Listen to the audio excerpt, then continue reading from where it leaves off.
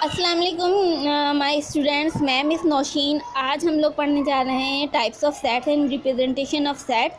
जैसे कि हम आज सबसे पहले जो बेसिक टाइप्स या फॉर्म्स ऑफ सेट्स हैं उसके बारे में बताते हैं कि set descriptive forms, first tabular form, और टैबुलर फॉर्म को रोस्टर फॉर्म भी कहते हैं, और जो थर्ड टाइप है वो सेट बिल्डर फॉर्म है।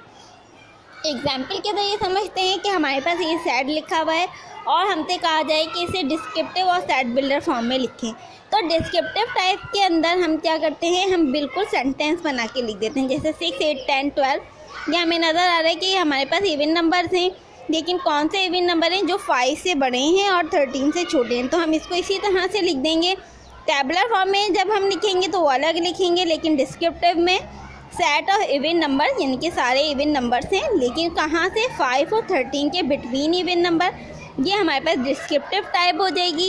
सेट बिल्डर फॉर्म्स के लिए हम इसको सिंबॉलिक में यूज़ करते हैं। तो X such that X belongs to even number से एक्स बिलोंग करता हो। यहाँ पे इसका इंटरवल लिख देंगे कि एक्स कौन कौन से इवन नंबर इसमें शामिल हैं, 5 से ग्रेटर एंड 13 से लेस इवन नंबर। ये होती है हमारे पास सेट बिल्डर फॉर्म।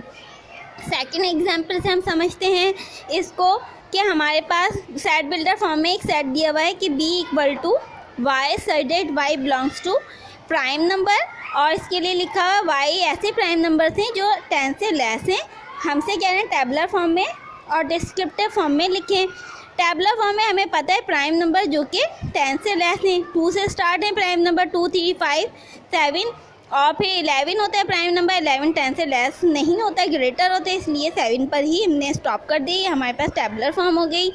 फिर इसी क्वेश्चन में अगर हमसे डिस्क्रिप्टिव फॉर्म भी पूछी हुई थी, डिस्क्रिप्टिव फॉर्म के लिए हमें सेंटेंस बना के लिखना है set of first 4 prime number. चूँकि स्टार्ट के ही प्राइम नंबर लिखे गए हैं, तो पहले 4 जो प्राइम नंबर का सेट होता है वो हमारे पास बी सेट है। ये हमने डिस्क्रिप्टिव फॉर्म में बता दिया। डिस्क्रिप्टिव फॉर्म में याद रहे आपको सेंटेंस बना के लिखना होता है, टैबुलर फॉर्म में एक एक वर्ड लिखना होता है, और सिंबॉलिक फॉर्म ही एक्चुअली सेट बिल्डर फॉर्म होती है। उम्मीद है कि आपको ये समझ में आ गया होगा।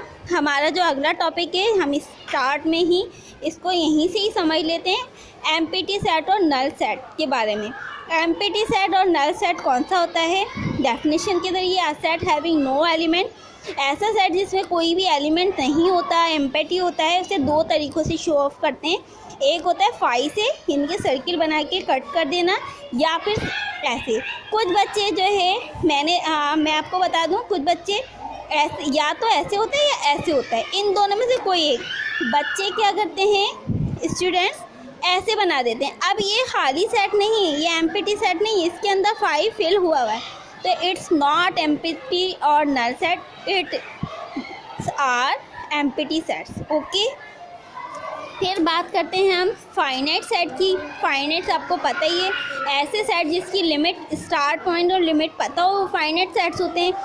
और अगर जिसका एंड पॉइंट पता है, set of all countries of the world, दुनिया में जितनी भी कंट्रीज़ हैं वो हमें पता है, जिसका सेट बन सकता है, लिमिटेड है। इनफाइनाइट वो सेट्स होते हैं जिसका हमें एंड पॉइंट पता ही नहीं होता। जैसे कि आपको नज़र आ रहा है 10, 20, 30, और हम लिखते रहेंगे, सेट ख़त्म नहीं हो सकता। ये इनफाइनाइट सेट्स हैं।